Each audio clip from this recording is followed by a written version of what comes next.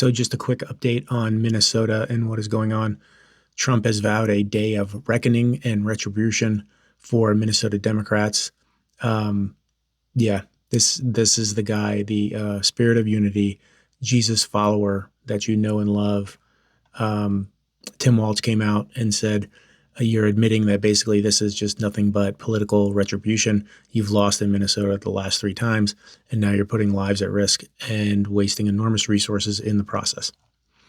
Majority of voters say ICE shooting was not justified in a new poll from Quinnipiac University. Of course, the deep MAGA who still think that Portland is a city on fire anytime Fox News tells them to, they don't agree. The NOEM came out and said that Trump is ending temporary protection status for those from Somalia in March. Many in Minnesota already have legal status and are protected or are citizens. NOEM came out and said that temporary means temporary, and apparently Somalia has improved so much that they can just go ahead and send them back, and we're putting Americans first. Minneapolis is the home to the largest Somali American population in the United States, according to the U.S. Census. And then also there was the lawsuit recently that just happened. A couple things. There was the lawsuit that happened where Minnesota is suing the federal government to stop ICE operations.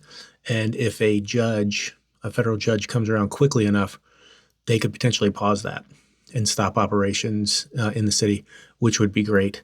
Then we get into the appeal stuff back and forth, and it just depends on what judges and what evidence they approach or they provide during that status as it goes forward. But that's a good start. You have to hit them from multiple different aspects, both in the streets and then from a legal aspect to record what they're doing and then also legally stop them from doing what they're doing. This is kind of going the way of the National Guard.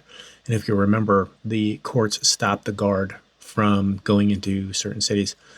Can it go this way as well with ICE? We'll see, because obviously they are overreacting. There's a ton of evidence about them overreaching. So we'll see what happens there.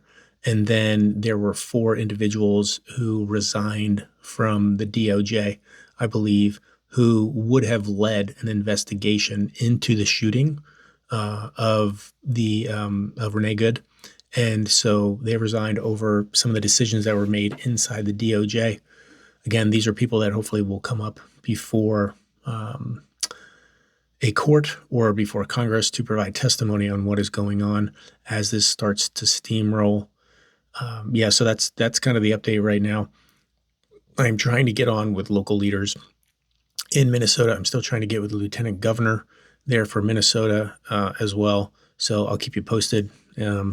There's also potential that I may be able to talk to a ICE individual, someone who is in ICE who is against what is happening and who has expressed a lot of issues with what is taking place. So we'll see. More to follow on that.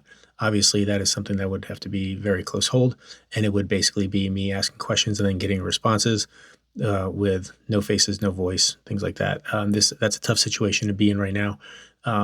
They are not alone, from what I'm aware of. There are a number of individuals with them who also feel the same way, that this is not the ICE that they signed up for. This is not what they are supposed to be doing. So more to follow on that. Hopefully we can make that happen, because I do think that there are people inside of that agency, at least at one time, and probably still now, who do not believe in what is going on right now. And these are people that we want. These are people that we want who will be there to testify during trials and to be able to provide evidence and perspectives.